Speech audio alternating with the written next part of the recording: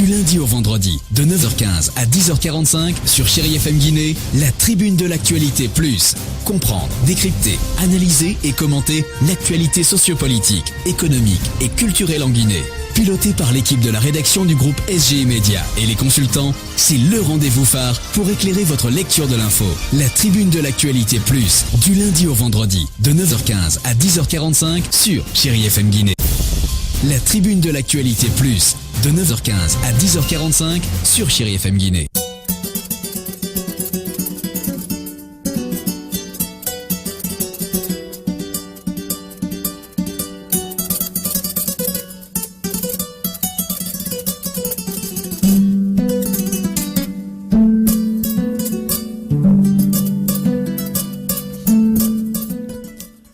Mesdames et messieurs, bonjour. Nous sommes mercredi 20 septembre 2017.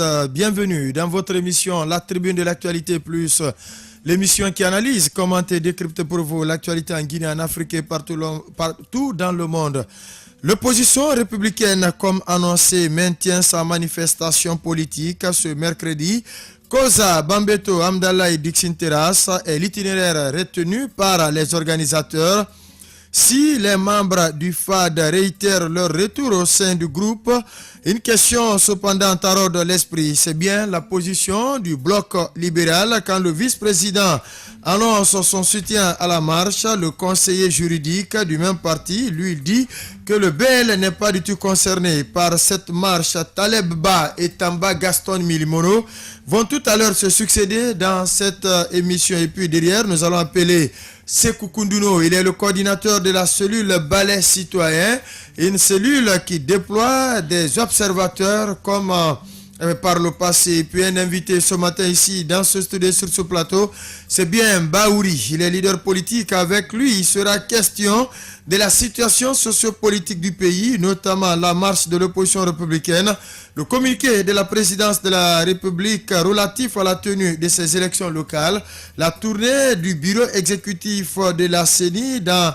les états-majors des partis politiques et également au niveau des institutions concernées par le processus électoral, l'accord de financement récemment signé entre le gouvernement guinéen et celui chinois et également les violences sociales survenues du côté de Bokeh et Kamsar, pourquoi pas le procès de Mohamed Koula Diallo et la rentrée des classes. Monsieur Baouri, bonjour et bienvenue dans cette émission.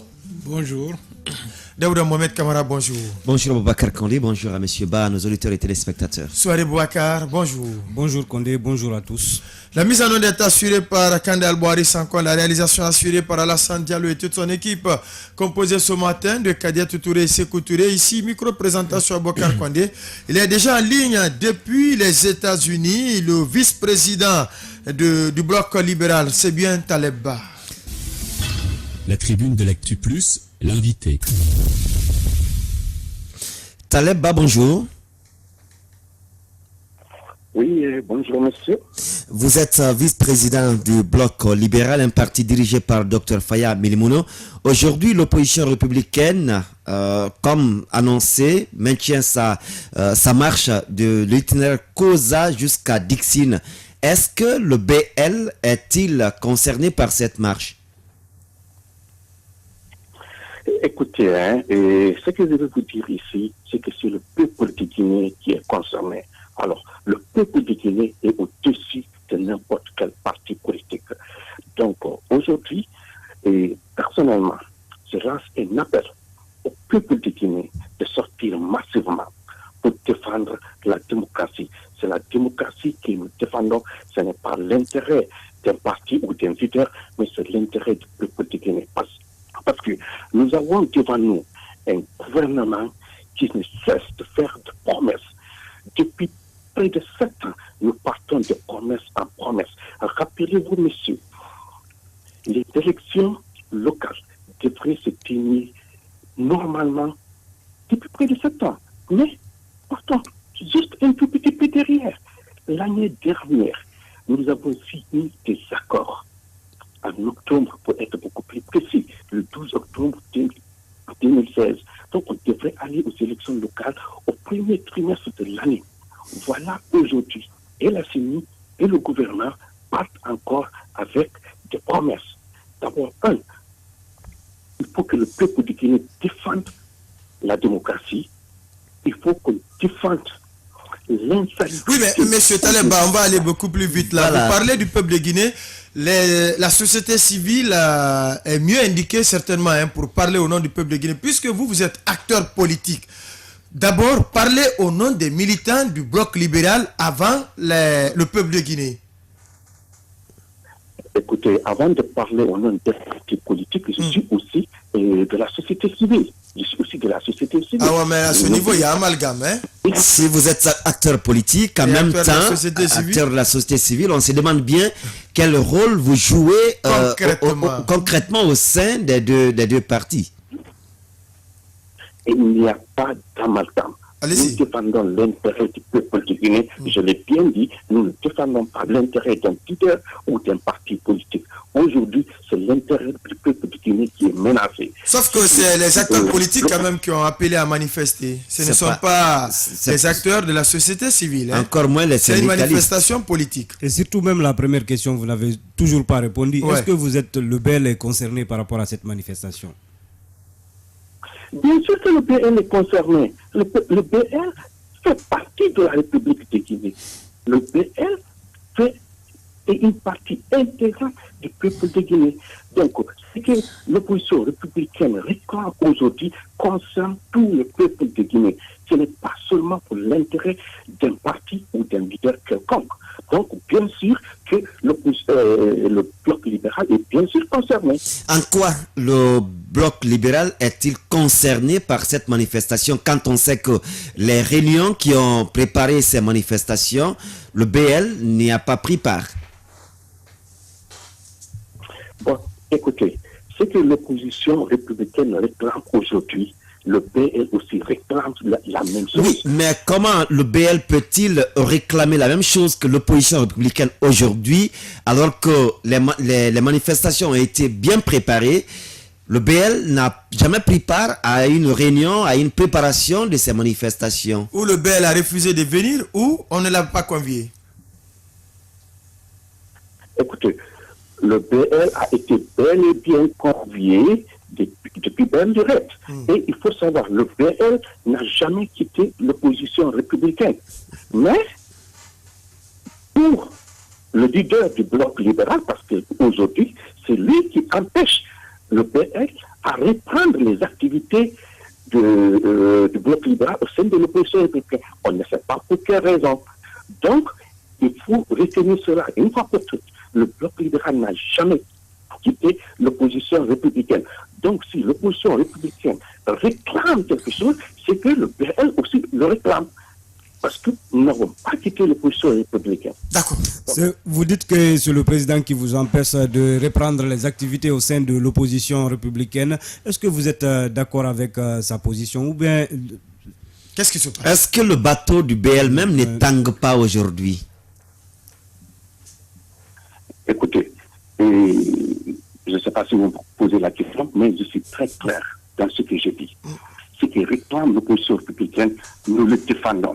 Parce que nous n'avons pas quitté l'opposition républicaine. C'est M. Ba qui soutient la position de l'opposition républicaine ou c'est le BL qui soutient la position de l'opposition républicaine?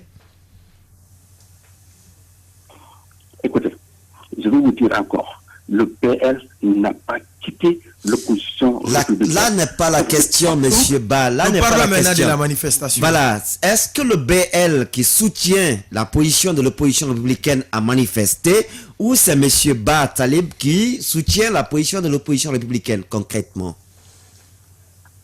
Oui, concrètement, M. Batalibé soutient l'opposition, soutient ce qu'a réclamé l'opposition républicaine. Parce que ça, c'est pour l'intérêt de la Guinée. Ce n'est pas l'intérêt d'un leader. Pas le BL, hein? Ben, écoutez, je vous dis encore, le BL n'a pas quitté l'opposition républicaine encore. Et Monsieur Ba Talib, vous refusez peut-être ou vous utilisez la langue de bois pour répondre à notre question. Est-ce les que questions sont claires. Voilà, les questions sont bel et bien claires. Le BL soutient-il ce mot d'ordre de manifestation de l'opposition républicaine Aujourd'hui, aujourd'hui ou c'est M. Taleb qui soutient le mot d'ordre? Écoutez, le PL, en tant que membre de l'opposition républicaine, bien sûr, reste encore dans le programme de cette plateforme.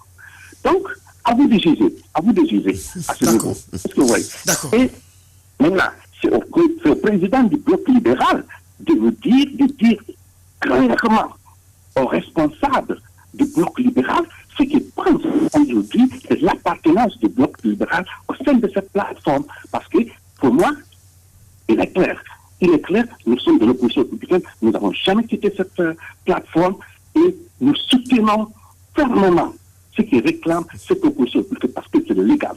D'accord. Monsieur Talibé Ba, depuis les États-Unis, merci d'être passé dans cette émission. Merci beaucoup, mon cher. Ouais.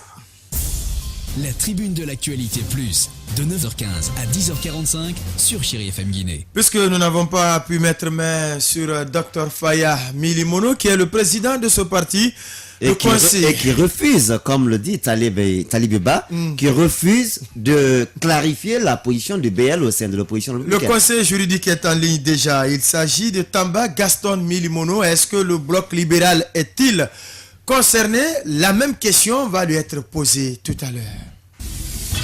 La tribune de l'Actu Plus, l'invité. Tamba Gaston Milimono, bonjour. Bonjour, monsieur. Vous êtes conseiller juridique adjoint du bloc libéral. Êtes-vous concerné par cette manifestation de l'opposition aujourd'hui ou pas? Non, aujourd'hui nous n'avons pas pris part à la manifestation. Le bloc libéral ou Tamba Gaston? Le bloc libéral, pas Tamba Gaston. Tamba Gaston lui-même n'est rien par rapport au bloc libéral. Je vous parle au nom du bloc libéral. Alors, pourquoi votre président refuse-t-il de clarifier la position du bloc libéral vis-à-vis de l'opposition républicaine? Parce qu'on vient d'écouter tout à l'heure votre vice-président depuis les États-Unis, c'est bien Talibé Ba, qui dit que c'est le président qui refuse de clarifier la position du bloc libéral vis-à-vis de l'opposition républicaine.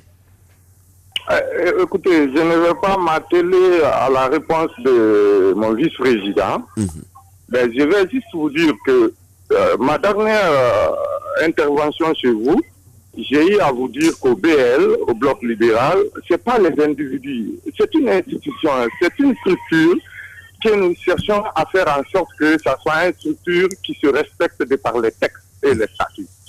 Et donc, quand quelqu'un parle du docteur Faya, je ne sais pas de quoi il veut parler, la personne, peut-être, il peut avoir certains trucs avec Dr Faya. Mais Dr Faya, c'est le président du BL. Cela ne veut pas dire qu'il est le propriétaire personnel ou privé du BL. Le BL, c'est une structure politique qui ne peut décider qu'à l'issue d'une réunion du bureau exécutif. Mais en ce que je sache, notre dernière réunion du bureau exécutif, la décision est tombée de ne pas participer à la manifestation d'aujourd'hui. La raison est simple.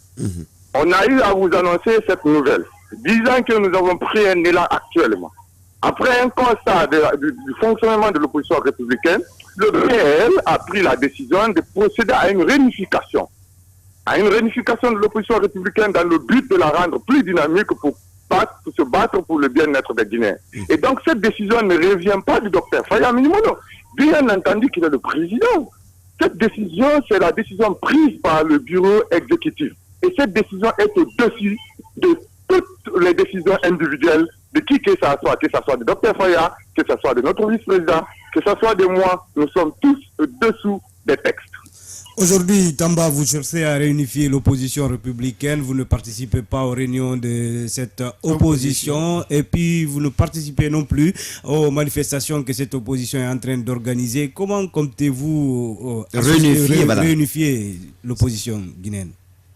Écoutez, monsieur, dans une vie normale, pour des personnes conscientes, pour une structure responsable, lorsque vous êtes en association avec quelqu'un, ou vous êtes dans un groupe avec quelqu'un, et que dans ce groupe vous êtes régi par des textes, une fois qu'un fait se passe et que les uns et les autres de ce groupe prennent des décisions qui vont à l'encontre des textes de ce groupe, je veux dire qui violent les textes de ce groupe, il y a lieu pour des personnes conscientes de se retrouver, essayer de voir sur quelle base il faut marcher, parce que déjà il y a eu violation.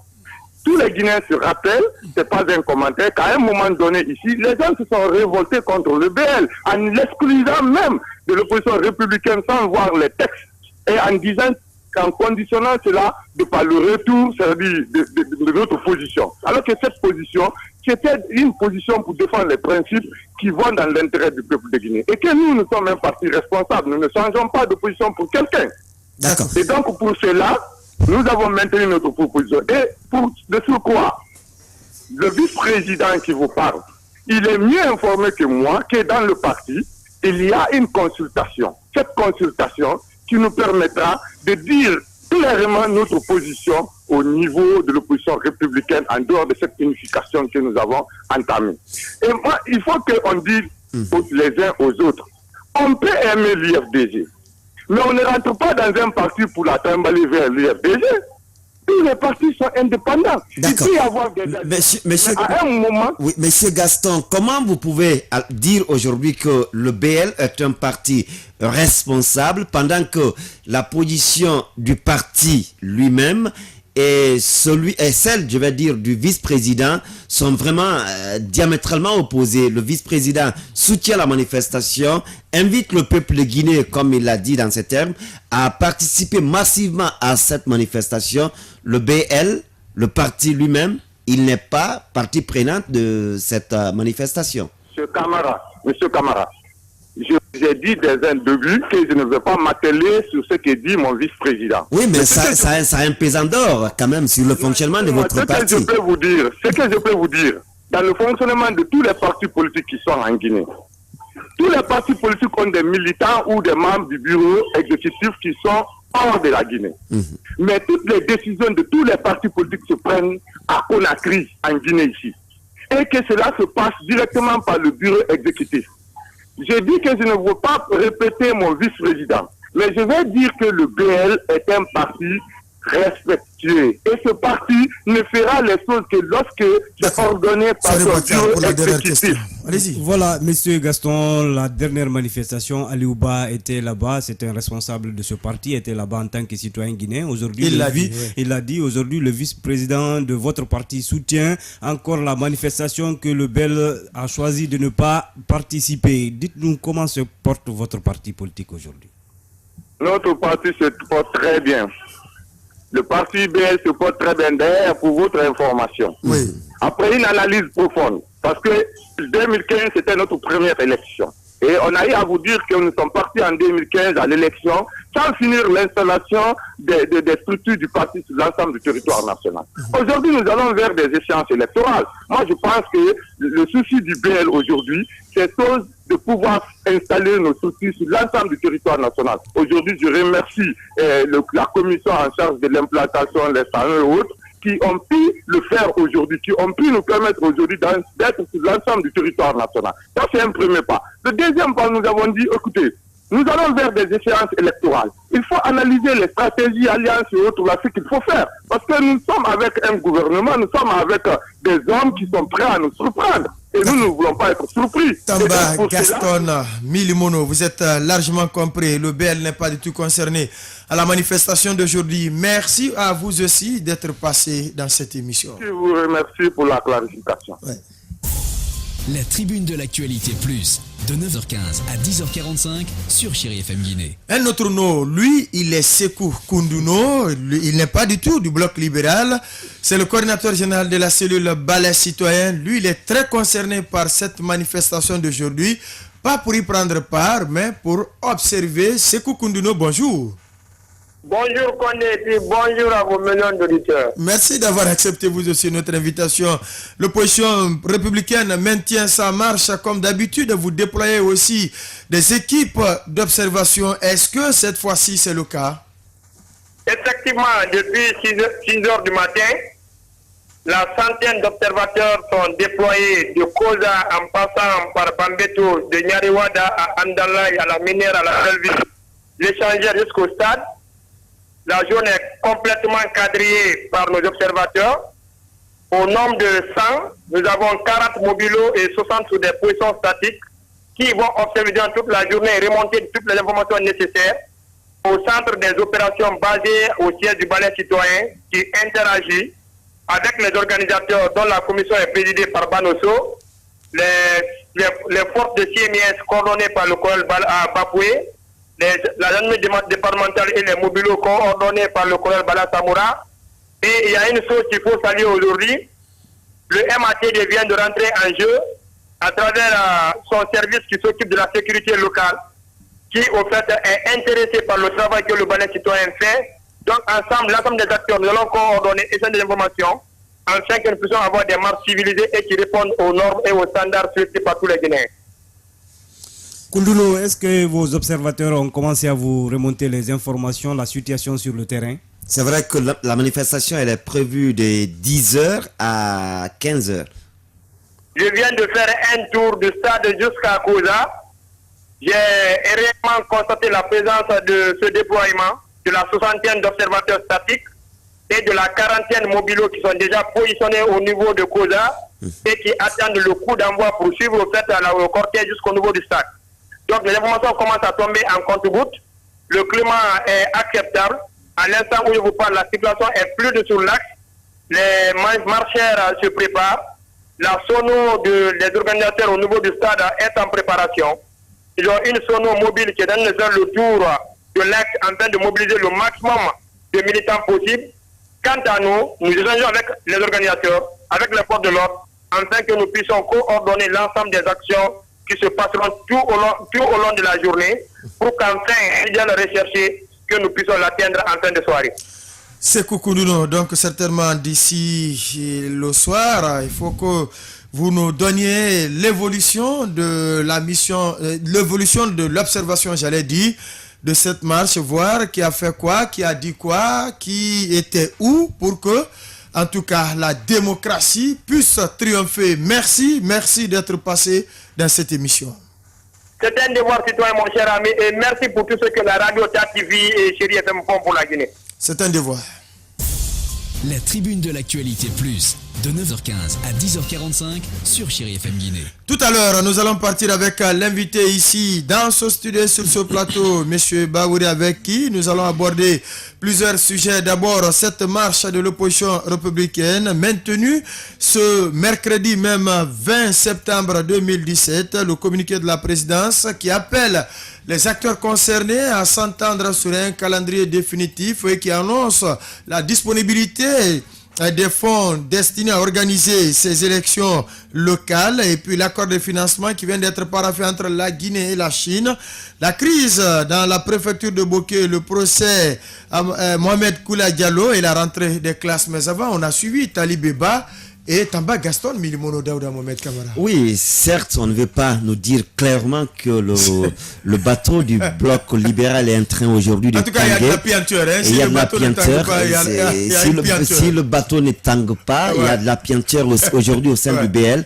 Parce qu'on ne peut pas comprendre que le vice-président donne une position qui me semble être la sienne personnelle à lui.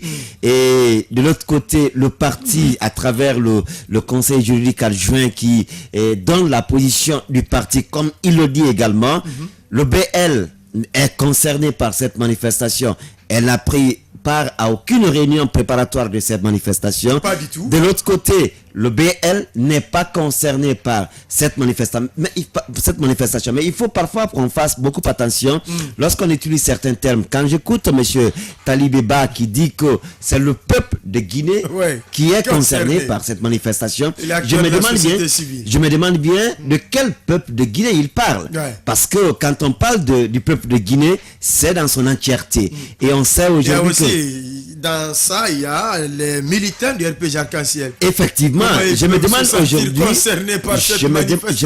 je me demande bien aujourd'hui, est-ce que de cette manifestation, les militants du RPG Arc-en-Ciel ou les indécis même qui ne votent pour aucun parti politique, en quoi sont-ils concernés par cette manifestation? Mais on joue beaucoup avec les mots chez nous quand on dit que, quand on apprend qu'il y a 1 million de personnes qui a été mobilisé pour une manifestation et on déduit cela au peuple de Guinée. Ce n'est pas important. Nous sommes 12 millions.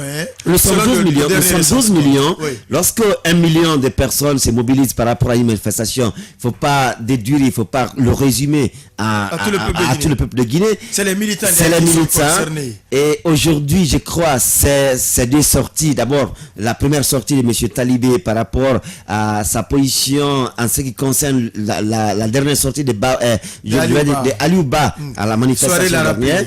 Et aujourd'hui, on comprend que quelque chose ne semble pas aller au sein du bloc. Non, quelque chose ne va pas. Il ne faut plus mettre ça au conditionnel. Quelque chose ne semble pas aller. Moi, je pense que, bon, quelque chose ne va pas au niveau du BEL, il faut le dire clairement, parce qu'aujourd'hui, il ne faut pas qu'on ait peur des mots. Voilà, ça ne va pas du tout, parce que quand d'ailleurs, ils nous ont démontré ici, ils ne sont pas au même niveau d'information au sein de leur parti politique. Il y a des divisions d'idées, et surtout, les deux nous ont donné des réponses vraiment évasives. On n'a rien compris du tout par rapport, on ne sait pas, celui qui parle, par exemple, qui nous dit qu'il parle au nom du BEL, est-ce que c'est la position du BEL, exactement. Il y a le vice-président qui soutient. La fois dernière, on avait vu Aliou Ba aussi. Qui était présent. Ils sont présents en tant que citoyen. Voilà, je pense que le BEL... Pas n'importe quel citoyen. C'était banal de sa part. Voilà, le BEL nous a vraiment auparavant habitués à des discours vraiment responsables. Je voudrais qu'au niveau de ce parti politique, c'est pas que tout le monde se ressaisisse et puis qu'on nous amène à un niveau de discussion politique normal. Et élevé. Normal, oui. À présent, on va se tourner vers l'invité ici dans ce studio et sur ce plateau. Monsieur Ba, on va commencer d'abord.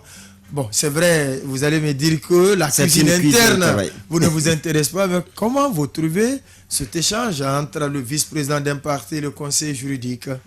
Non, ce ne sont pas les échanges entre les deux protagonistes les contradictions qui nous interpellent.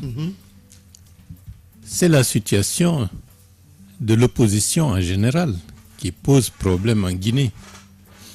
Parce que ce que vous voyez actuellement dans le cadre de ce parti, c'est ce que vous constatez au niveau de l'UFDG. C'est ce qu'on constate au niveau de la société guinéenne d'aujourd'hui. Le constat est clair. Il y a un cycle politique qui est en train de finir. Et ce cycle politique va emporter beaucoup d'idées qui ne correspondent plus à la situation actuelle. Je m'explique. Il y a une conception, j'allais dire, parti-État, qui est dans la mentalité d'un certain nombre de dirigeants politiques guinéens, qu'ils soient de l'opposition comme de la mouvance. Ils sont moulés dans cette mentalité. Le monde actuel change profondément. Et ce qui fait qu'il y a un nouveau cycle qui émerge.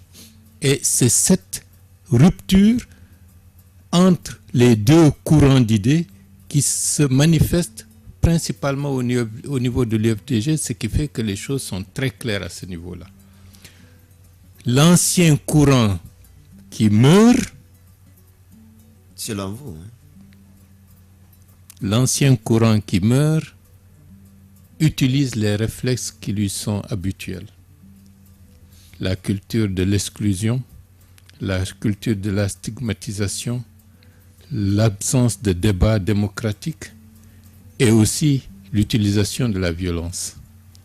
Mais je pense que les choses sont en train, dans une certaine mesure, de mûrir et de les faire en sorte ils se déclassent par rapport à la nouvelle situation.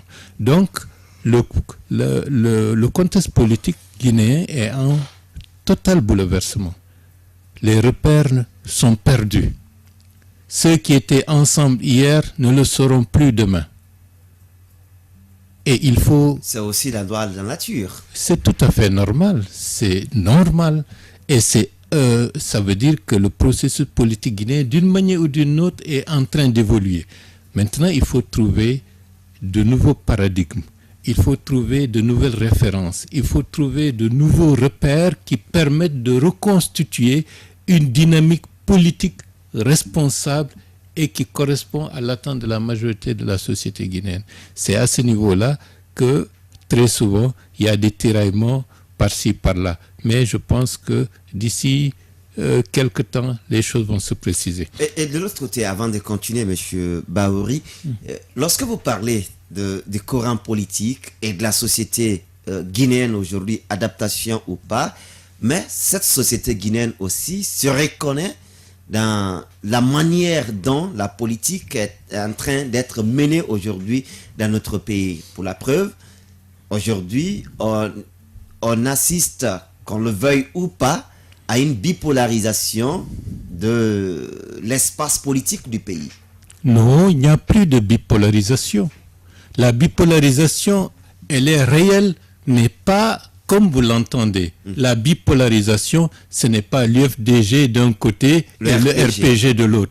La bipolarisation, ça, se conçue dans la tête des gens. La bipolarisation, c'est ceux qui veulent que la Guinée progresse, change de méthode, change de référence politique, qui se retrouvent principalement parmi les jeunes, et ceux qui sont ancrés dans le passé, dans la culture du parti-État, et qui veulent coûte que coûte maintenir leurs acquis. Et fondamentalement, ceux-là se retrouvent au niveau de tous les partis politiques d'aujourd'hui avec les mêmes réflexes. Si vous regardez bien, il y a eu une entente à l'Assemblée nationale pour adopter en février 2017 le code électoral très controversé que le Conseil constitutionnel a rétoqué sur certains points pour absence de constitutionnalité. C'est pour vous dire... Qui n'a quand même pas empêché son passage. Non, Camara, il ne faut pas être Camara.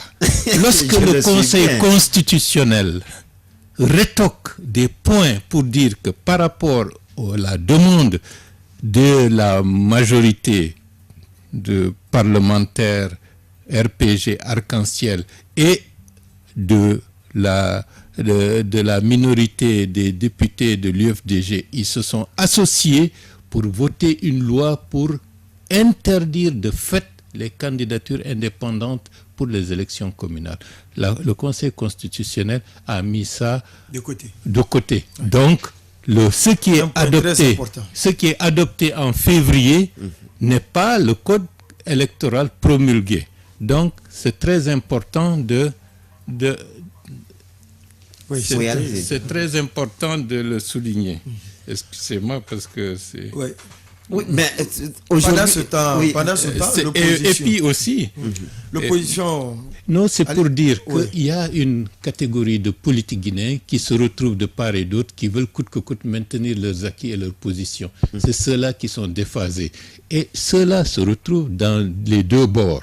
Et si vous regardez bien, ceux-là étaient encore ensemble lorsqu'ils étaient la majorité au niveau du PUP. Donc c'est pour dire la polarisation actuellement politique en Guinée, c'est par rapport à l'ancien système contre un nouveau système qui est en train de définir ses repères, de redéfinir son identité, et que moi j'appelle une démarche constructive qui est en train d'affirmer son identité. Mais pour l'instant, quand même, vous reconnaissez, M. Bahouri, que c'est l'ancienne politique qui est en train toujours de dicter sa loi. Mais bien sûr, c'est la raison pour laquelle, actuellement, il y a beaucoup de choses qui ne vont pas.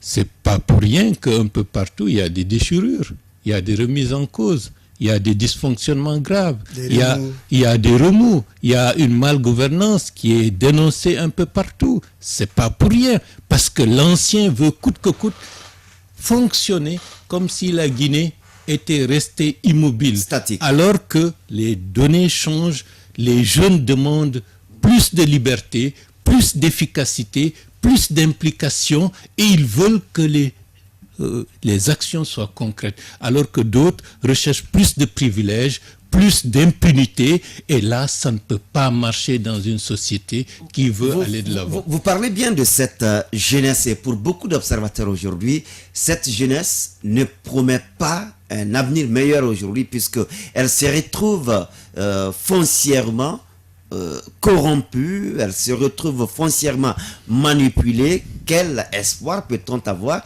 de cette opposition et de cette jeunesse? Non, camarade, tu es camarade pour dire que la jeunesse guinéenne est corrompue. Mais je sais que c'est le journaliste qui provoque pour avoir, disons, des... Non, moi je rencontre beaucoup de jeunes. Et je trouve qu'ils sont formidables, qui ont des aspirations à ce que les choses changent et qui vont se manifester beaucoup plus activement. Et c'est la raison pour laquelle l'autre système veut coûte que coûte étouffer cette dynamique et l'empêcher de s'épanouir. Et c'est pas pour rien que le code électoral a eu beaucoup de controverses, parce qu'ils veulent coûte que coûte maintenir leur position, créer des oligarchies qui vont étouffer l'élan démocratique qui se retrouve au niveau des populations, notamment jeunes. Et je veux vous dire que les prochaines communales, l'implication des jeunes se fera un peu partout. Et personnellement, avec mes équipes, nous allons travailler à leur faire comprendre que l'avenir de la Guinée, la chance de la Guinée, de sortir de ce cycle infernal de mauvaise gouvernance, d'impunité et de systèmes qui n'arrivent pas à faire que les Guinéens aspirent au bonheur, ces jeunes vont s'impliquer encore davantage. Vous allez ou vous êtes déjà en train Non, de travailler? on est déjà en train de travailler sur ça, et les efforts vont se concrétiser dans peu de temps, Inch'Allah. Pendant ce temps, l'opposition républicaine va battre le pavé aujourd'hui. Quel regard portez-vous de cette énième manifestation? Bon, maintenant, c'est ce que je viens de dire. Il y a des gens qui sont habitués à faire des choses il y a 10 ans. À chaque fois, ils répètent les mêmes choses avec des résultats qui ne sont pas du tout probants. Et maintenant, ce qui est encore beaucoup plus grave, ils ont privatisé l'espace public à des fins personnelles. Ils ont privatisé les espaces à des fins politiques, à des fins personnelles. À des fins personnelles, je sais pourquoi je le dis. Allez-y. Ils ont privatisé même les partis politiques pour défendre leur personne et leur ego. Et de ce point de vue, lorsqu'en 90, on se battait pour le multipartisme, on était convaincu que c'est une avancée pour le pays tout entier. Mais je pense qu'aujourd'hui, après 25 années de multipartisme, avec les expériences que nous avons, il faut qu'on fasse le bilan. Et c'est la raison pour laquelle une première forme de parti politique a fait son temps, et il faut qu'on engage la dynamique pour la deuxième étape, pour que des partis politiques beaucoup plus responsables, beaucoup plus orientés vers la satisfaction des besoins fondamentaux des populations émergent pour changer profondément la donne. Et là, je vous dis encore une fois, les jeunes joueront un rôle capital et jouent un rôle capital pour cette démarche. Vous allez dans Matuto aujourd'hui.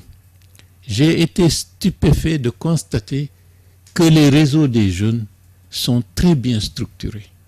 Parfois même beaucoup plus structurés que les partis politiques. Et je pense que c'est une avancée notable. Maintenant, au lieu de dire que nous avons créé une ONG, nous avons mis un réseau en place pour constater, pour témoigner, non, il faut maintenant que les jeunes de la Guinée, à travers ce qu'ils ont mis en place et leurs expériences qu'ils ont accumulées, se disent qu'il faut qu'ils aillent à la conquête du pouvoir.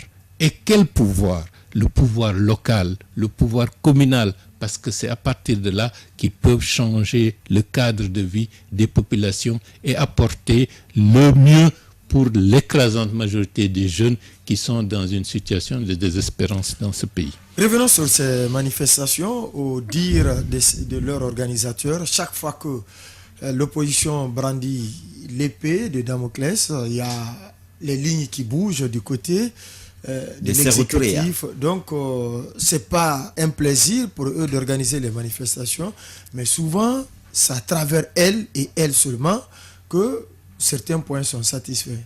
Vous savez, il y a, comme je vous ai dit, c'est comme s'il y a une couche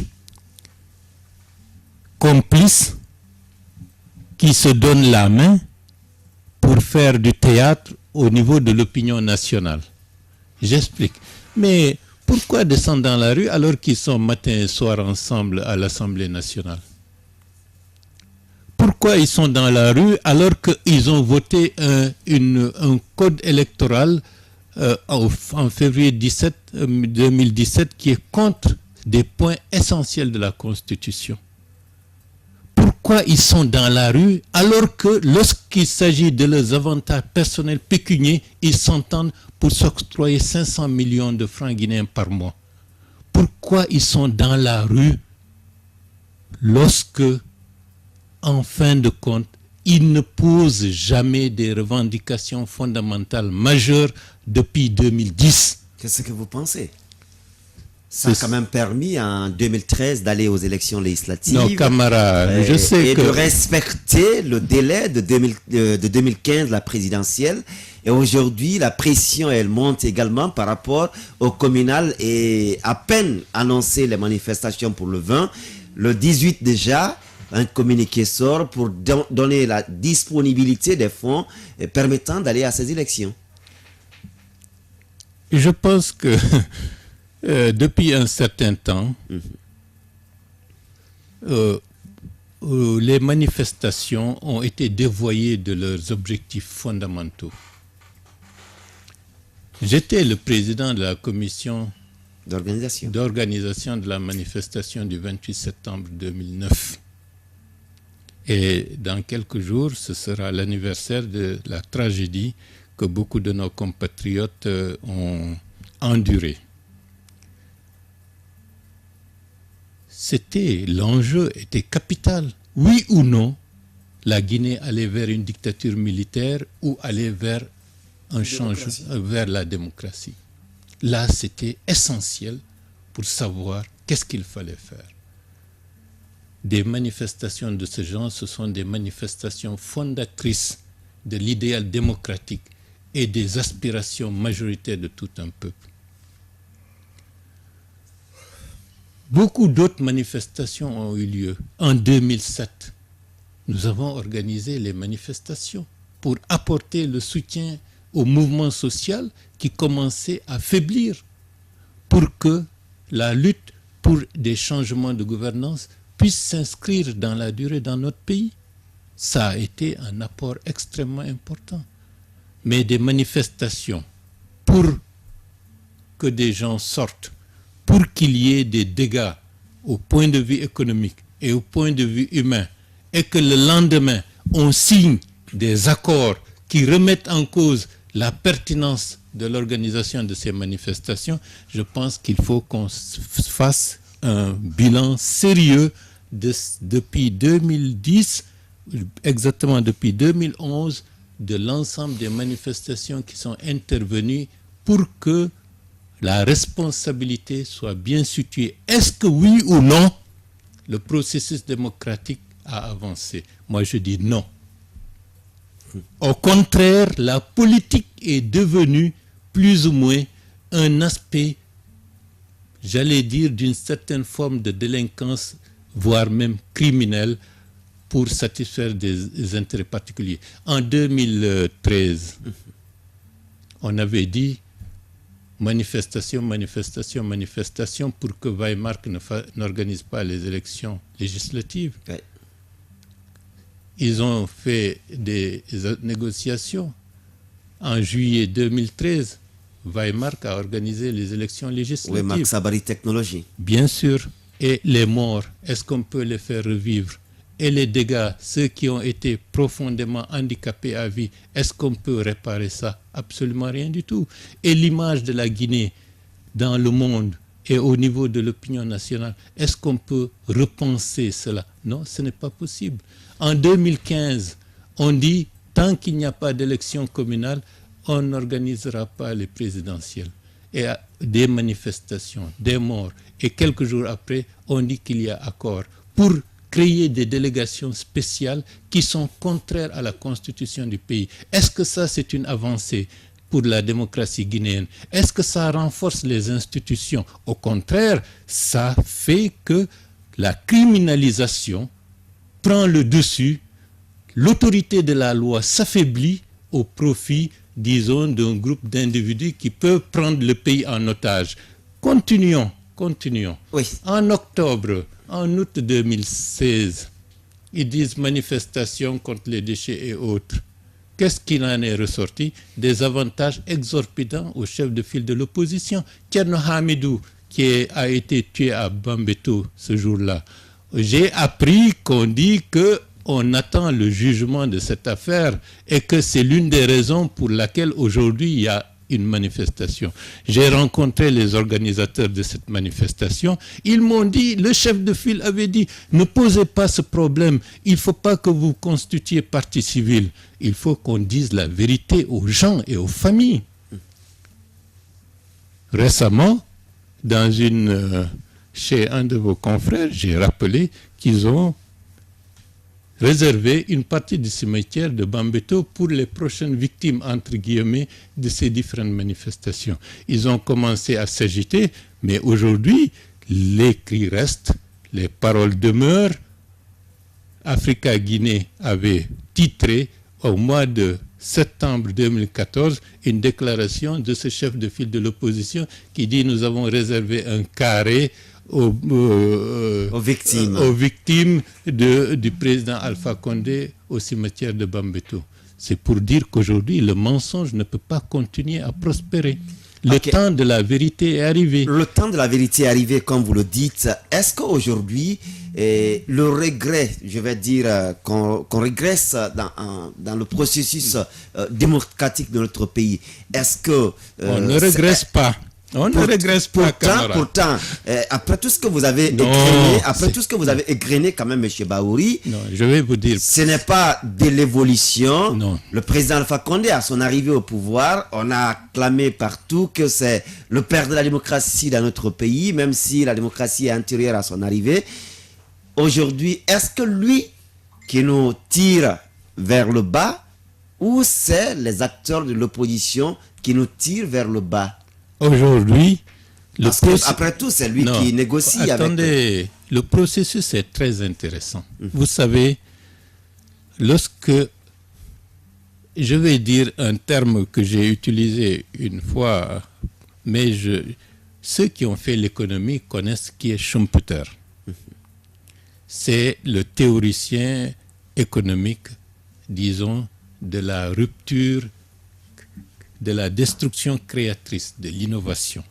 Lorsque vous, dans une société, que ce soit les phénomènes économiques ou les phénomènes sociaux, vous ne pouvez pas passer d'une étape à une autre, surtout lorsque les clivages sont bien enracinés, les antagonismes ou bien les conformismes sont bien enracinés de la manière la plus, j'allais dire, soft.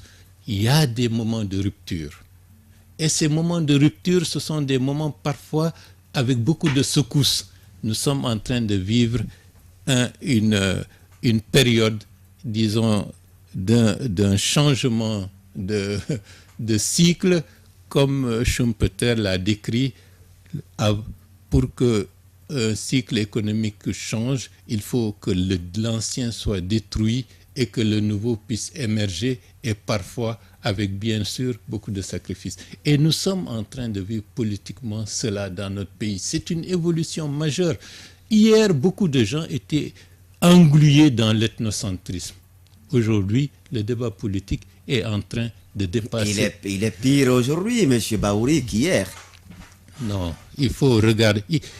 L'histoire, ce n'est pas des individus qui font l'histoire. Il faut examiner les phénomènes sociaux dans leur globalité et dans leur profondeur. Ce n'est pas X, Y, Z qui font l'histoire d'un pays. C'est les grands mouvements collectifs d'ensemble. Et le grand mouvement collectif dans ce pays aujourd'hui, l'ethnocentrisme, est en train de battre de l'aile.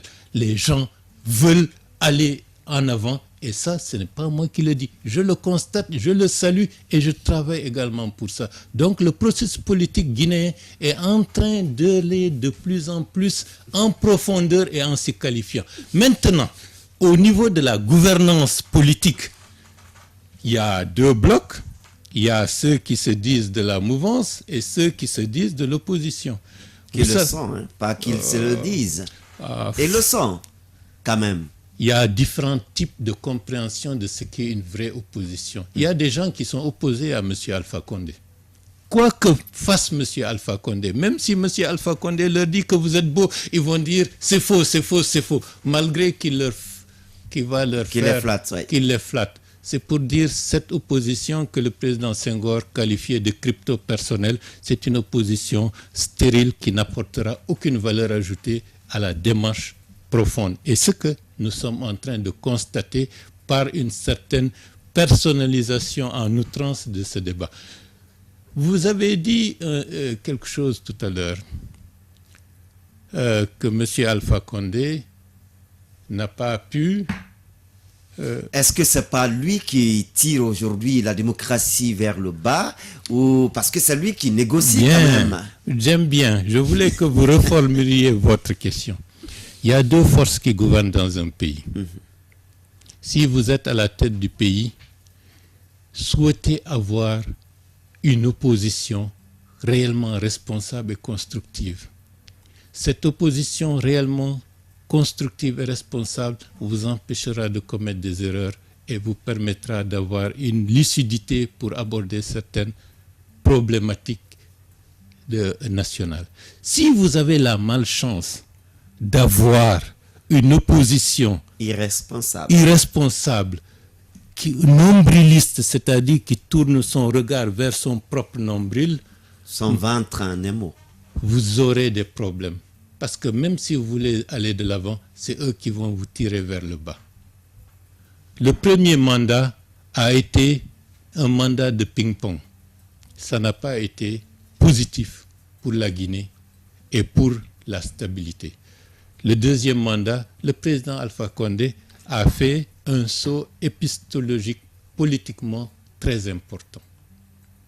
Il a mis en avant la nécessité absolue d'assurer la stabilité de la Guinée dans le sens d'engager un processus de décrispation dont j'en suis l'un des bénéficiaires et de mon côté, je travaille dans ce sens. Aujourd'hui, vous n'avez pas sur la scène politique dans l'ensemble les mêmes réflexes qu'il y a quelques années. Donc, de ce point de vue, cela veut dire qu'au niveau des forces qui se regroupent au niveau de l'opposition de manière extensive, il y a beaucoup de changements. La vision étriquée, irresponsable, est en train de perdre du terrain. Et c'est celle-là qui est en train, disons, de s'agiter pour rappeler son existence à travers des manifestations de rue récurrentes qui n'ont aucune justification politique aujourd'hui. Ils ont négocié une loi électorale, un code électoral. La Cour constitutionnelle a dit que vous avez violé la Constitution à tel point et tel point. Je ne suis pas satisfait sur la globalité du jugement de la Cour constitutionnelle, mais c'est un fait parce qu'il y a un aspect qui n'a pas été abordé, la nomination des chefs de quartier et des présidents de district. Mais soit, le reste, c'est des questions d'interprétation. Mais je dis que les temps changent, les jeunes comprennent et ils n'acceptent plus d'être instrumentalisés pour la satisfaction d'intérêts personnels. Pourquoi je dis intérêt personnel? Vous savez pourquoi il y a cette agitation aujourd'hui? Non, allez-y. Est-ce que le calendrier électoral n'est pas mieux fixé? Est-ce que depuis le début de l'année, ils ne savaient pas que les élections communales ne pouvaient pas avoir lieu en 2017? Nul ne pourrait. Moi, je l'avais dit. Non. Vous l'avez dit, mais ceux qui sont dans le processus. Non, vous l'avez dit parce que vous n'étiez pas dans le processus. Non. Ceux qui sont dans le processus. Camarade. Ont quand même estimé que les élections pouvaient bien se tenir. Je vais te dire une chose. Il suffisait juste d'avoir la volonté politique. La volonté politique.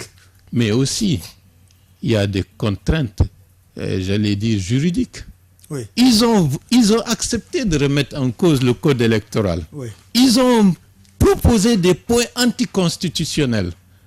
Tout le monde, les vrais patriotes, se sont mobilisés pour attirer l'attention du Conseil constitutionnel sur la gravité des propositions que ces deux blocs avaient proposées pour leur pays, pour le pays qui cassait pour longtemps le processus démocratique dans ce pays. Le Conseil constitutionnel a fait son travail. Il fallait qu'il se rende compte que le Conseil constitutionnel faisant son travail, la Cour constitutionnelle, il fallait, dans les faits, mais comme au niveau de l'Assemblée, je comprends que les institutions parfois se rendent mutuellement service, sinon le nouveau code électoral devrait passer en deuxième lecture au niveau de l'Assemblée nationale. Et ça, en termes de timing, c'est des délais supplémentaires que démocratiquement on devrait observer. Mais pour gagner du temps, ils ont demandé à ce que la mise en forme soit faite après. Oui. Donc déjà ça c'est une entorse au processus démocratique. Maintenant, un acteur politique, pour certains d'entre eux qui ont été premiers ministres, qui ont été au gouvernement pendant 10 ans, ils ne savent pas que le pacte de la CEDEAO de bonne gouvernance indique que si vous modifiez substantiellement votre code électoral, vous ne pouvez pas organiser une élection les 6 mois suivants. Avant 6 mois. Mais faites le calcul. Même les étudiants de première année en droit ou de jeunes politiques bien informés savent que cela, il faut... Ou des journalistes qui ont suivi des questions sur les OG, donc c'est pour dire, de gestion des élections. Dans notre pays, apprenons à respecter nos populations. On considère que les Guinéens, on peut leur raconter n'importe quoi, ils sont prêts à gober n'importe quoi, mais ce temps est révolu. Maintenant, il y a des gens qui ont 500 millions par mois, ils peuvent distribuer cela dans les quartiers, dans des zones où les jeunes n'ont même pas 5 000 francs par mois. Même si les 500 millions dont vous parlez n'ont pas été touchés encore par le chef de file de l'opposition. C'est ce que vous dites. Oui, soyez voilà, mais c'est pour dire que l'argent distribué dans des zones de pauvreté aurait pu servir valablement à lutter contre la pauvreté, de manière beaucoup plus durable, de manière beaucoup plus profonde. Hier, j'ai eu le bonheur de rencontrer un jeune qui a terminé ses études en 2011, qui a fait Sciences Po, qui rêvait d'aller en Europe pour continuer ses études, mais il n'avait pas les moyens de le faire. Et comme il est entrepreneur, il a eu une activité où il a eu à peu près 5 millions de francs guinéens. Il s'est dit, au lieu d'utiliser ces 5 millions à faire des démarches, il s'est dit, tiens, je vais acheter ou louer un lopin de terre du côté de Forêt-Caria. Il est allé, il a fait ça. Et hier, il m'a apporté à la maison des ananas et des papayes. Et il est en train aujourd'hui de faire la navette entre la Guinée et le Sénégal pour la commercialisation de certains de ses produits agricoles. C'est un jeune qui n'avait pas, disons, des parents fortunés. Mais aujourd'hui, il est devenu un acteur de développement. Il crée la richesse et il emploie des gens. Moi, je pense que dans un pays, si on aime son peuple, il y a des démarches qu'on doit engager depuis très longtemps pour aller dans ce sens. L'une des raisons majeures de ma rupture avec Cellou Dalein, ça a été celle-là. Tout pour lui et rien pour le parti et l'institution. À partir de ce moment-là, on ne pouvait pas s'entendre et l'histoire m'a donné raison sur toutes ces questions. Apparemment, M. Baouri, vous estimez que toutes les manifestations qu'organise aujourd'hui l'opposition républicaine est stérile et c'est juste pour défendre des intérêts personnels. Les intérêts personnels, je ne l'ai pas dit. Voilà, je voudrais savoir parce que vous ne participez pas à ces manifestations ou bien c'est juste dire que les autres leaders politiques de l'opposition ne réfléchissent pas bien et ne veulent pas l'intérêt de cette nation. Bon, ça c'est votre point de vue en tant que journaliste. Moi je dis les faits. Aujourd'hui, qu'est-ce qui taraude l'esprit de Cellou Dalein? Ce qui taraude l'esprit de Cellou Dalein, c'est le procès de l'assassinat du journaliste Mohamed Koula et la tentative d'assassinat de Baouri, le 5 février 2016. Lundi prochain, le tribunal doit reprendre le procès. C'est un procès d'une grande importance. À partir du moment où vos gardes-corps sont présumés être l'auteur du tir qui a abattu le journaliste, votre chargé de communication a pris la tangente. Beaucoup de vos responsables et vous-même, à des degrés plus ou moins clairs, vous aurez à vous expliquer. Comme on a habitué le pays à dire, pour empêcher les institutions de fonctionner, il faut faire du bruit, il faut prendre les gens en otage, il faut prendre la République en otage. C'est la raison de ces manifestations.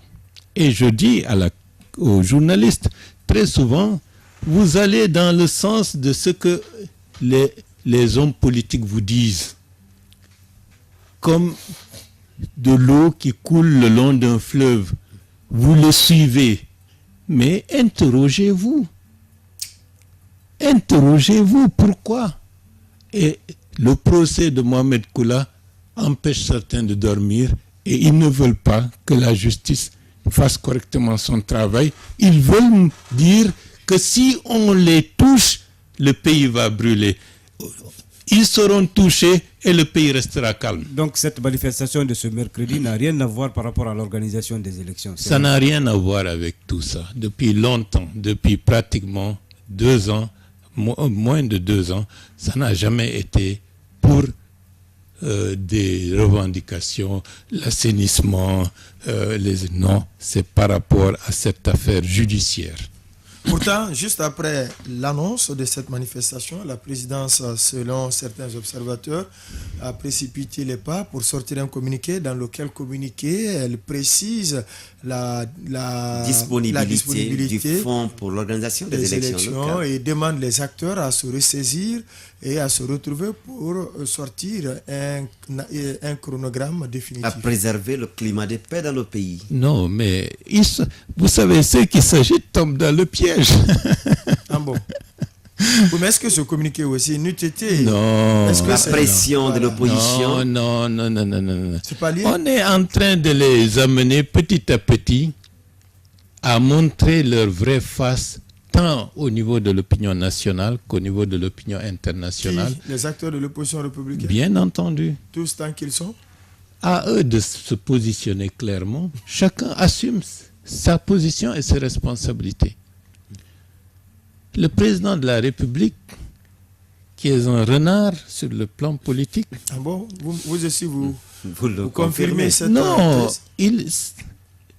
Vous pouvez lui dire que sur le plan de la gestion, sur d'autres points, il y a des faiblesses. Il y a de l'amateurisme. En ce qui concerne la gestion politique, c'est un stratège en la matière. Il l'a dit lui-même, que c'est des nains politiques. Il va leur montrer c'est quoi la politique.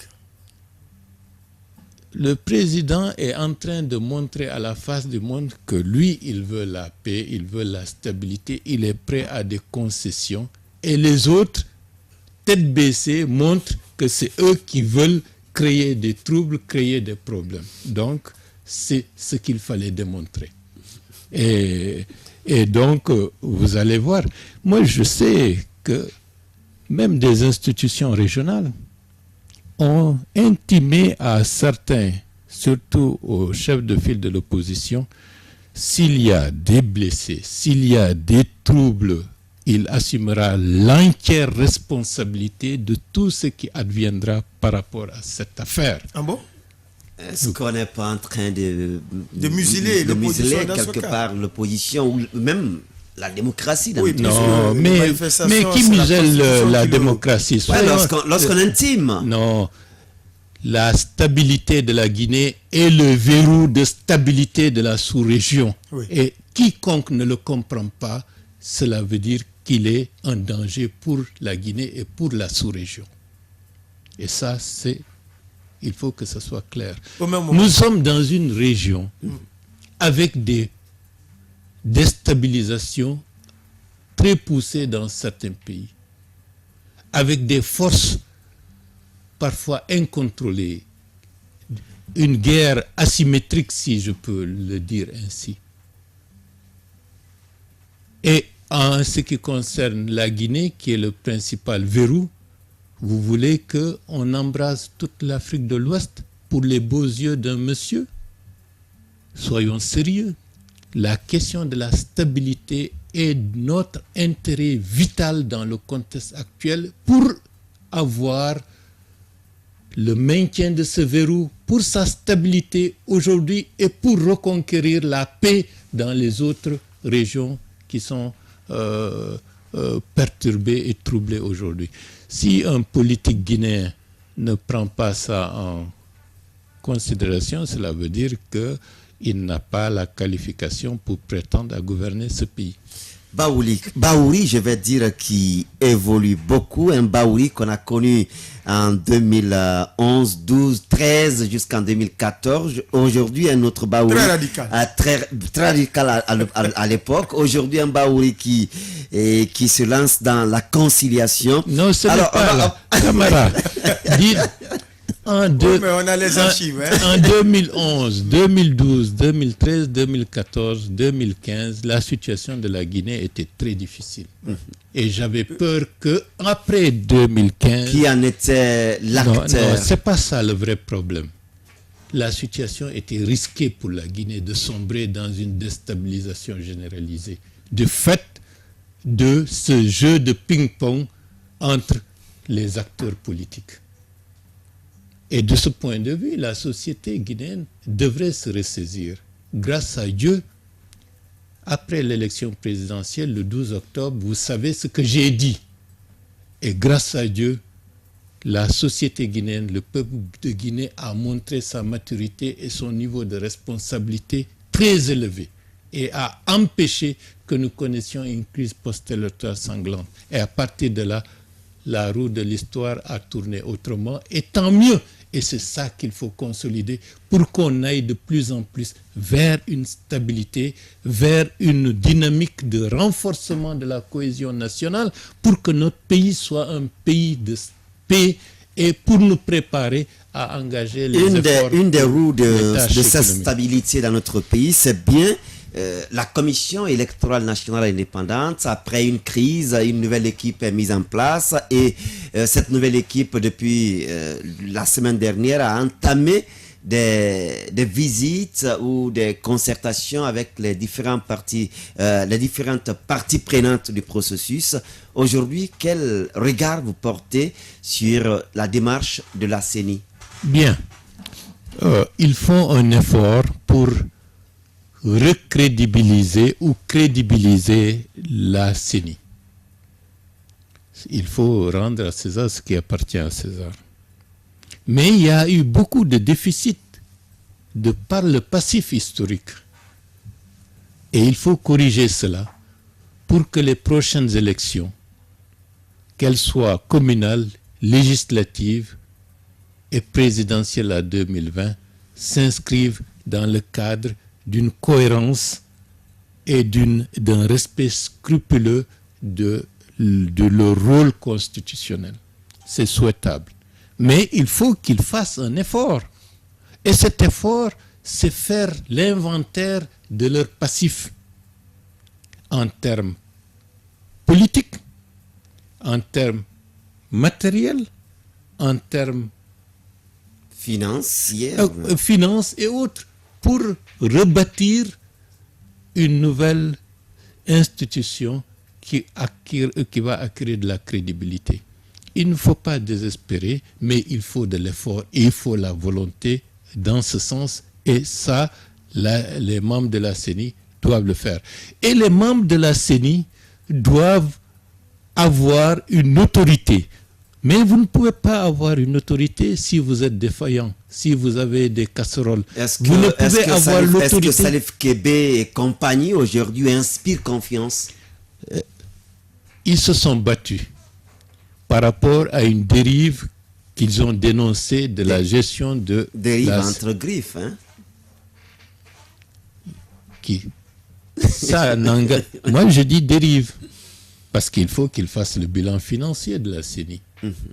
Il faut qu'ils fassent, le bilan, comment on appelle ça, l'inventaire du matériel. Depuis 2010, tout ce qui a été engrangé, je ne pense pas que ça a été jeté par la fenêtre. Pour avoir des besoins bien chiffrés, constatés, et tout en sachant où est l'existant. Pour ne pas qu'on dépense uniquement pour dépenser. Est-ce que cet inventaire est une priorité aujourd'hui? On va évoluer rapidement puisque les auditeurs réclament maintenant leur temps d'antenne. L'accord de financement passé entre la Guinée et la Chine, quel regard vous portez dessus? Est-ce que c'est bon? Est-ce que c'est pas bon? Je l'ai dit et je l'ai répété. Je dis félicitations au président Alpha Condé d'avoir permis à la Guinée d'obtenir cet accord de financement de 20 milliards de dollars qui va s'étaler sur les 20 années. C'est une grande chance pour ce pays. Ah bon? C'est une grande chance s'il est utilisé à bon escient. Maintenant, ça, c'est notre responsabilité de Guinéens. Oui. Si nous sommes incapables en tant que Guinéens de défendre valablement, d'aller dans le sens des intérêts majeurs de nos populations, cela veut dire que tout ce qui va arriver, c'est de notre faute. La terre guinéenne est riche. Elle est riche en termes de ressources naturelles. Elle est riche en eau. Elle est riche en terres cultivables. Mais nous sommes pauvres. Pourquoi? Est-ce que ça, c'est la faute à Dieu? Ce n'est pas la faute à Dieu, c'est notre faute. Allah n'est pas obligé. La gouvernance, Amadou Kourouma l'a dit. La gouvernance, elle est responsable de la situation de la Guinée d'aujourd'hui. Donc, c'est la faute à des Guinéens. Il ne faudrait pas qu'on dise que c'est la faute, c'est toujours l'étranger. Oui. Tout ça, c'est fini. Nous avons la possibilité aujourd'hui, dans une nation plus stabilisée, plus réconciliée, avec, disons, un accord de financement, de baquer la construction de l'avenir de manière plus réaliste, plus paisible. Et je pense que dans ce contexte, tout citoyen et tout responsable politique devrait s'en réjouir. D'accord. Parce que c'est comme l'équipe nationale de la Guinée. Si l'équipe nationale de la Guinée va en finale de la Coupe du Monde, l'honneur appartient à tous les Guinéens. Peu importe. Même si on attend encore de savoir ou d'avoir le contenu réel de cet accord passé entre la Guinée et la Chine. Il y a des choses... Parce que l'Assemblée nationale doit bien sûr travailler là-dessus. Mais aussi. Ce n'est pas parce que l'Assemblée nationale va travailler là-dessus que nécessairement Camara aura le contenu réel. Non, mais il faut bien qu'on le sache. Notre aspect, au même moment. Non, aujourd'hui, cet accord est paraphé. Au même moment, la ville de Boké qui est d'ailleurs concernée par cette exploitation minière, la zone économique spéciale. Traverse la crise. Comment vous trouvez cette autre crise à cause du délestage?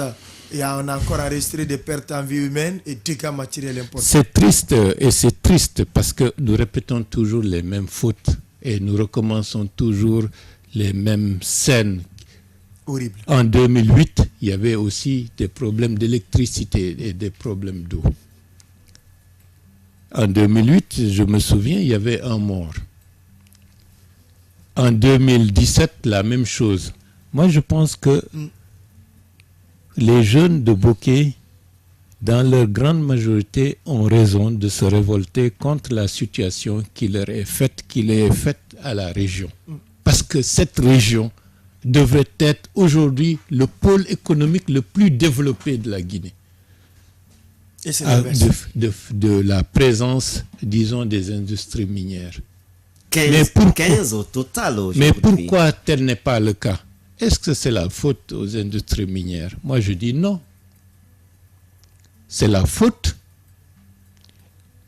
à des responsables guinéens qui n'utilisent pas à bon escient ce qui doit revenir à la population. Je dis à chaque fois, en 1994, j'étais à Kamsar. Je connais la région. Kamsar avait $500,000 par mois pour les infrastructures collectives. $500,000 par mois. Par mois ou par an? Par mois. C'est par mois. Oui. Ce qui n'était pas négligeable à l'époque. 94, oui. Aujourd'hui, je ne peux pas comprendre que certaines zones de Kamsar ou certaines zones de Bouquet ou de Sangaredi n'aient pas l'eau, n'aient pas l'électricité. Yankunda est toujours dans l'obscurité, donc pas de voirie, rien. C'est pour dire les ressources qui devraient être utilisées pour satisfaire les besoins des populations n'ont pas servi les besoins de la population. D'accord. Donc, à qui la faute? Maintenant, la responsabilité à tous les niveaux, c'est lorsqu'il y a des défaillances à ce niveau-là, il faut les sanctionner. Maintenant, il y a une autre responsabilité. La décentralisation a été étouffée dès le départ. Le général Lansana Conté, c'est son apport à l'histoire politique de ce pays, c'est d'avoir lancé le processus de décentralisation. Mais malheureusement, dès la mise en place du multipartisme, les féodalités ont repris le dessus pour dire « Ah, il nous faut que nous ayons les mairies pour etc. etc. » Donc, le processus de décentralisation a été étouffé. Et ce qui fait que les populations n'ont pas les élus qui correspondent à leurs souhaits, à leurs attentes, pour gérer effectivement les ressources orientées vers la satisfaction des populations pour aller dans le bon sens. Sinon, on n'en serait pas là aujourd'hui. Aujourd'hui, Bokeh, l'axe comme ça jusqu'à Sangaredi devrait être la zone qui devrait être la plus illuminée, la plus désenclavée, la plus riche, qui aurait été le pôle économique, le pôle industriel par excellence, où on aurait retrouvé des compétences du travail et un mieux-être. Mais rien n'est tard, et c'est la raison pour laquelle j'ai dit aux jeunes de Bokeh, ne descendez pas dans la rue. Allez à un autre niveau de compréhension de votre réalité pour le transformer. Et pour le transformer, organisez-vous pour être candidat dans les listes pour les prochaines élections communales, pour gouverner Bokeh, Kamsar, Kolabouy, Sangaredi, et à partir de là, la gouvernance et les intérêts des populations, et notamment des jeunes, seront mieux satisfaits puisqu'il y aura un contrôle social plus sérieux, plus crédible et plus objectif. Avant d'aller avec les auditeurs qui nous bousculent très sérieusement, la rentrée des classes, le ministre Ibrahima Khalil Konaté l'a annoncé cette fois-ci au 15 septembre. Le 15 septembre, c'était la reprise du chemin de l'école par apprenants et enseignants. Aujourd'hui, quel regard vous portez sur cette reprise? Je me suis intéressé à faire un petit parallèle de manière pas systématique. Mais j'ai fait un constat qui m'a sidéré. Par rapport à la commune de Ratoma, le nombre d'écoles publiques primaires et collèges est nettement en deçà du nombre d'écoles privées. Si tous les Guinéens étaient riches pour envoyer leurs enfants dans les écoles privées, ce serait tant mieux. Mais le nombre d'écoles publiques, le nombre dérisoire par rapport aux besoins, oblige beaucoup de parents à amener leurs enfants parce qu'il faut qu'ils soient scolarisés dans le privé. J'ai fait aussi un autre constat.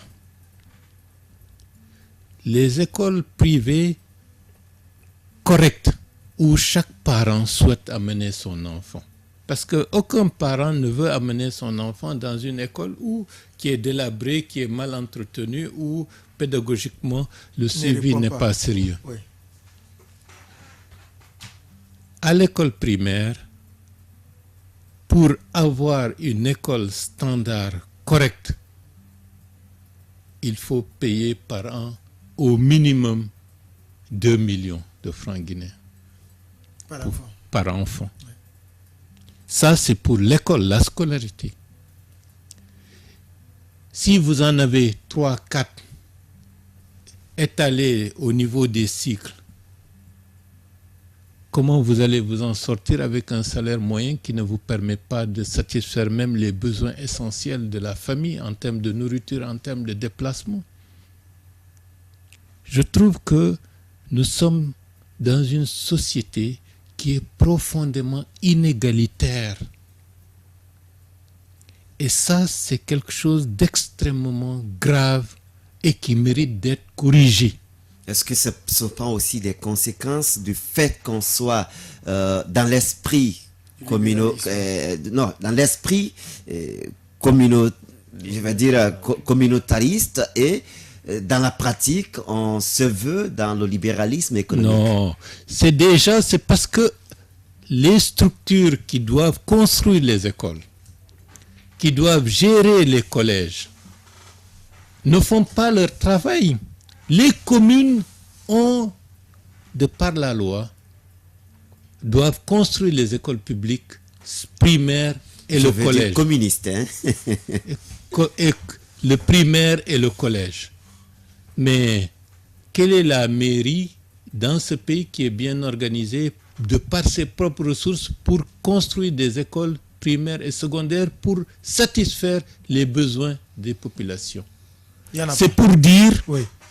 Tout l'enjeu de ces élections communales. C'est pour dire que les Guinéens doivent se rendre compte qu'ils vivent mal. Parce que des fois, ils le tolèrent.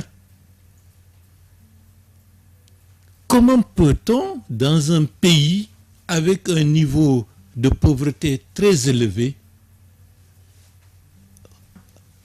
observer, disons, la mort de l'école publique et que l'école privée ne soit pas accessible pour la grande majorité de nos compatriotes? Ça, c'est un problème extrêmement grave et il y va de l'avenir du pays. Et les communales doivent être un moment où nous devons changer la gouvernance dans ce pays pour remettre les choses sur les rails. Parce que actuellement, c'est comme si la pyramide est inversée. Il faut que l'école ait les moyens, l'école publique, les moyens pour que les humbles puissent amener leurs enfants dans des écoles où ils peuvent avoir les mêmes chances que d'autres qui sont plus aisés. Mais là, il faut que les communes soient bien gérées. Il faut que les équipes qui doivent être élues soient des gens sérieux, compétents pour que la loi s'applique et que la gouvernance change en profondeur. Regardez les déchets. On pleure, mais ce n'est pas au président de la République de gérer les déchets de la ville de Conakry. Mais pourquoi tel est le cas dans ce pays? Regardez, allez dans des villes plus peuplées comme Dakar, comme Abidjan. Mais vous n'allez pas voir le spectacle que nous voyons ici. Donc le mal, il faut bien le diagnostiquer pour le corriger. Les communes sont défaillantes, la décentralisation a été tuée et la lutte contre la pauvreté passe principalement par une réelle décentralisation, par une élection d'élus authentiques au service des populations qui sont chargées d'administrer. Même si les communes qui sont... Voilà, à présent on va se tourner vers les auditeurs. Beaucoup sont déjà passés, repassés à plusieurs reprises. Kaba Mamadou Diana, bonjour. Bonjour, M. Kondi, bonjour, M. Kamara, et bonjour à M. Baouri. Bonjour. Il est parti, Diallo Boubacar. Monsieur Diallo, bonjour. Oui, bonjour, la grande radio Guinée. Nous vous écoutons. Vraiment, je suis très content de vous. En ce moment même, je suis au Carrefour Bambeto. Vraiment, l'ambiance est très colorée. Les jeunes ont commencé à sortir massivement vraiment pour répondre au mot d'ordre de l'opposition républicaine. Parce que tout simplement, nous allons nous manifester pour exiger l'application de l'accord. Et on l'a perdu, monsieur. Monsieur So, bonjour. Bonjour, vous allez bien? Ça va très bien et on l'a perdu. Oui, mais c'est que également. c'est la demande qui est forte. Oui, Quand oui, la demande est forte, c'est compliqué. Oui. 666. Monsieur Kamara Moussa de Dabondi. Monsieur Kamara, bonjour. Oui, bonjour. Nous vous écoutons. Salut votre invité. C'est un invité qui fait un grand respect pour M. Baouri. Bon, M. Baouri, vraiment, en principe, c'est toi qui es vice-président de l'IFDG, mais c'est le délai à nommer un autre vice-président. Est-ce que vous allez accepter des nominations de ce délai ou bien vous allez porter plainte encore contre le délai? D'accord. Bien. Bon, en 2020, Adel Baouri, elle a présenté un candidat en 2020. D'accord. Merci à vous, monsieur Un autre Kamara. auditeur. Allô, bonjour. Alors, Oui, bonjour. Votre nom, vous appelez de... Éteignez la radio à côté, s'il vous plaît. c'est Barry Benzema depuis Aïe, monsieur Barry, on l'a perdu également. Forte, Amadou de Matam. Monsieur Ba, bonjour. On l'a perdu également.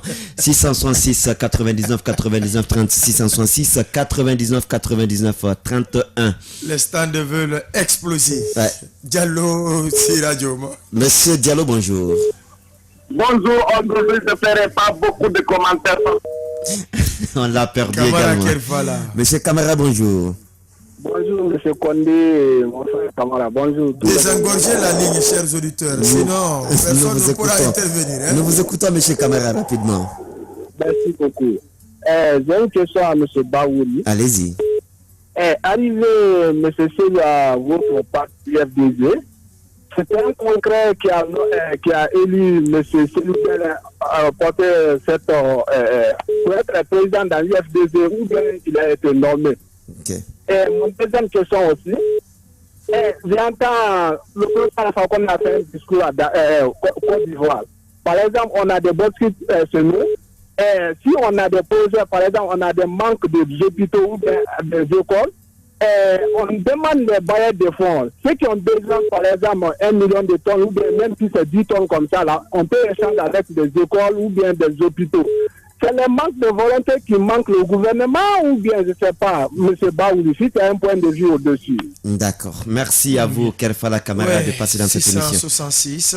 99 99 36 166 99 99 31. On va d'abord revenir sur cette question. Oui, est-ce que vous, aujourd'hui, vice-président ou pas? Bien. Je suis le premier vice-président de l'IFDG. Même si le sature de premier et deuxième n'existe plus. Oh, Camara, Oui. tu es toujours avec les... Non, mais c'est le dernier congrès qu'il a dit. D'ailleurs, le dernier congrès, qu'est-ce qu'il a dit? Baouri, premier vice-président de l'UFDG, qui remplace le président en cas d'absence ou d'empêchement. Ce qui est encore beaucoup plus fort que ce que le congrès de 2009 avait décidé. Donc, si Selou n'est pas, aujourd'hui, Baouri devient le président de l'IFDG. Okay. Maintenant, tout ça, ils l'ont fait lors du congrès parce qu'ils n'avaient pas la possibilité de faire autrement. Mais après, ils ont tenté autre chose. Peu importe, je reviens à la question de M. Cissé. Je suis le premier vice-président. Ils ont décidé entre eux d'exclure Baouri le 4 février 2016.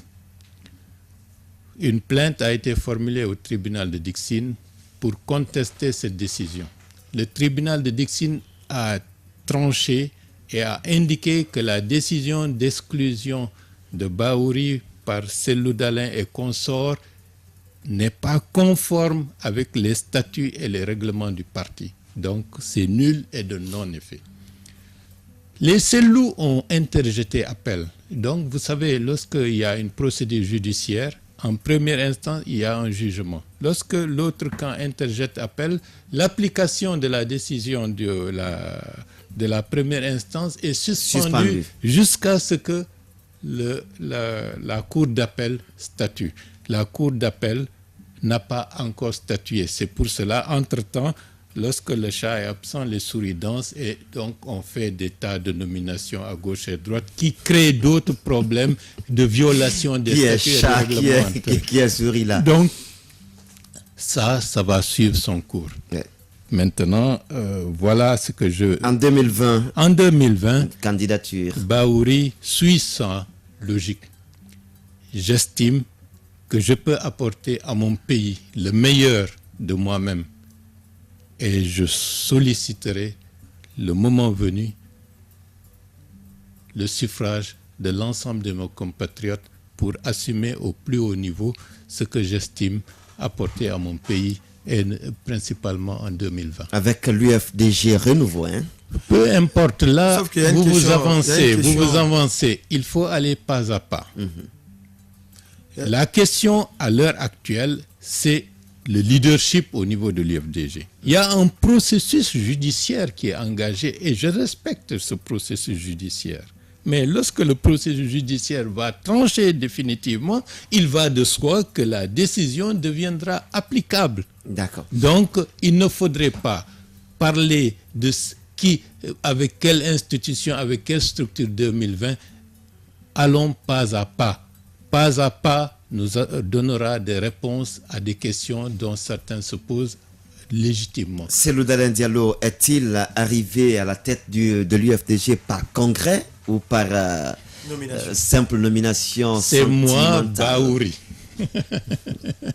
Ah bon? Qui est signé la déclaration de nomination de Cellou Dalein comme président de l'UFDG et que le El Hadj Ba Mamadou devient président d'honneur. C'est Bahouri qui a signé la déclaration faisant de Cellou Dalein président de l'UFDG. Aléa Jacques Taès. Est-ce qu'il le regrette aujourd'hui, Bahouri? Non, ça fait partie de l'histoire. Oui, aujourd'hui... Minerai contre infrastructure. Oui. Non, je pense que le dossier de l'accord de financement des 20 milliards de dollars baqués sur des infrastructures en contrepartie des revenus tirés de l'exploitation des mines est un bon dossier à la Guinée, à nous tous, de faire en sorte que nous utilisions ça efficacement, de manière efficiente pour que ça serve des générations et des générations de Guinéens. Ça, c'est une chance. Maintenant, cela ne veut pas dire que c'est suffisant. Quand on vous lave le dos, lavez-vous le ventre. Nous ne devons pas penser que ça, c'est fini. La gestion et l'organisation de ce pays est désastreuse. Les communes doivent assumer leurs responsabilités et leur rôle. La décentralisation doit être effective. La mobilisation des ressources internes, mobilisées de manière efficace par une administration digne de ce nom, doivent être poursuivies et encouragées. Si on ne fait pas ça, on va pleurer demain en disant qu'on a raté une chance historique.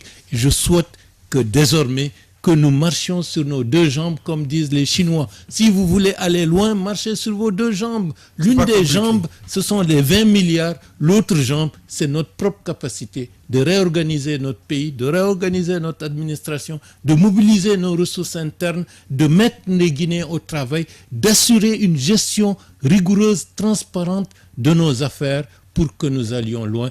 Et pour cela, il faut qu'il y ait transparence et bonne gouvernance et que l'impunité soit définitivement stoppée. Celui qui vole subira les sanctions de sa forfaiture.